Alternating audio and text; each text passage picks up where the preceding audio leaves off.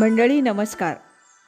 धन्य ती अयोध्या या श्राव्य मालिकेचा आज आपण ऐकणार आहोत भाग दुसरा. श्रीरामांच्या मूळ मूर्ती कालेराम मंदिर अयोध्या. लेखक आहेत आशुतोष बापट आणि वाचक स्वर सुवर्णा बोडस. ऐकूया धन्य ती अयोध्या या श्राव्य मालिकेचा भाग दुसरा.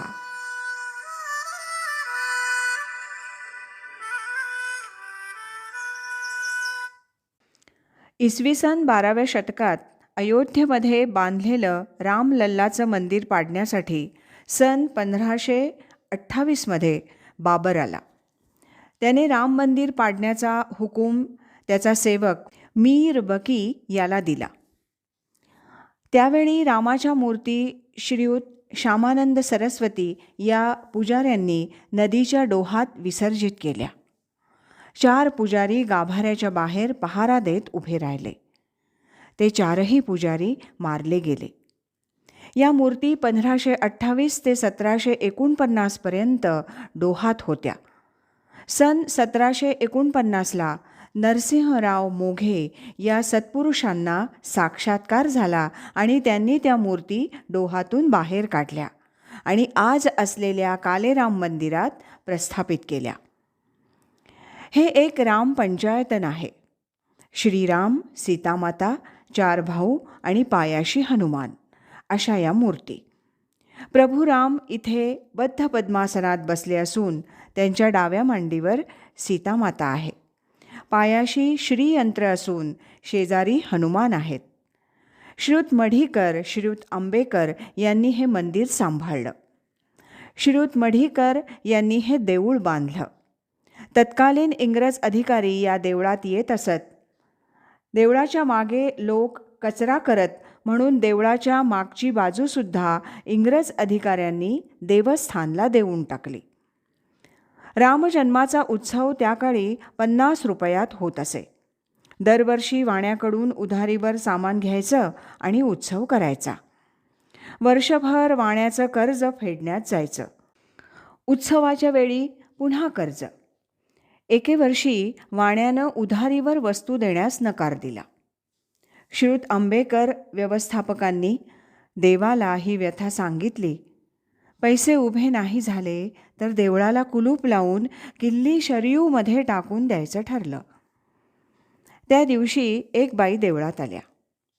घरी भांडण झाल्यामुळे आपल्याजवळ असलेल्या सगळ्या गोष्टी घेऊन वडिलांचा सल्ला घेऊन त्या देवळात राहायला आल्या.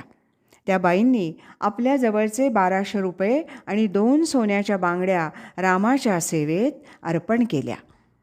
त्यावेळेपासून आज तागायत अव्याहत उत्सव सुरू आहे. आता या उत्सवाला 10 लाख रुपये खर्च होतो. अयोध्येतील रामाच्या मूळ मूर्ती असलेल्या या कालेराम मंदिराची व्यवस्था देशपांडे नामक मराठी गृहस्थ बघतात. अयोध्येतील स्वर्गद्वार भागात नागेश्वर मंदिराच्या पाठीमागे हे मंदिर आहे. प्रशस्त असं हे सुंदर मंदिर आहे. या मंदिरात 15 कोटी रामनामाचा जप लिहिलेले कागद आहेत. संत श्री गोंदवलेकर महाराज या मंदिरात 3 वेळेला चातुर्मासात राहून गेले आहेत. एके वर्षी त्यांच्या मातोश्री अयोध्येला रामदर्शनासाठी आल्या होत्या. दर्शनानंतर त्या माऊलीनं याच देवळात आपला देह ठेवला. अशी या मंदिराची महती आहे. इथलं अजून एक वैशिष्ट्य म्हणजे इथली मारुतीरायाची मूर्ती दक्षिणाभिमुख असून ती स्त्री रूपातली आहे. अहिरावणानं राम लक्ष्मणांचं अपहरण करून त्यांना देवीला बळी देण्यासाठी तयार केलं. हनुमंताला हे समजल्यावर तो पाताळात गेला आणि त्यानं त्या देवीच्या मूर्तीत प्रवेश केला. अहिरावणानं या बंधूंना समोर आणल्यावर देवीच्या रूपातील मारुतीनं श्रीरामांना शेवटची इच्छा विचारली. प्रभू रामांनी आपला भक्त हनुमंताला भेटण्याची इच्छा प्रकट केली. हनुमंत ही इच्छा ऐकून गहिवरले. त्यांनी आपल्या पायाखाली दाबून अहिरावणाला ठार केलं आणि रामलक्ष्मणांना घेऊन तो पृथ्वीवर आला. या देवीच्या रूपातील मारुती इथं कालेराम मंदिरात वसलेला आहे. या मंदिरात भाविकांची राहण्याची सुद्धा सोय होते. पूर्वापार लोक अयोध्येला आले की या मंदिरात राहत आले आहेत. अयोध्येच्या मध्यभागात असलेल्या स्वर्गद्वार इथं रामाच्या मूळ मूर्ती असलेलं हे मंदिर अयोध्या भेटीत अवश्य बघायला हवं. श्री गोंदवलेकर महाराजांच्या वास्तव्यानं पुनीत झालेली ही जागा अतिशय प्रसन्न आणि सात्विक भाव जागृत करणारी आहे. श्रीरामांच्या मूळ मूर्ती कालेराम मंदिर अयोध्या. धन्य ती अयोध्या या श्राव्य मालिकेतला हा दुसरा भाग आपण ऐकलात. लेखक होते आशुतोष बापट. वाचक स्वर सुवर्णा बोडस. आणि हो, लक्षात आहे ना, उद्या आपण पुन्हा एकदा भेटणार आहोत अयोध्येतील अजून एका ठिकाणी जाण्यासाठी. असो.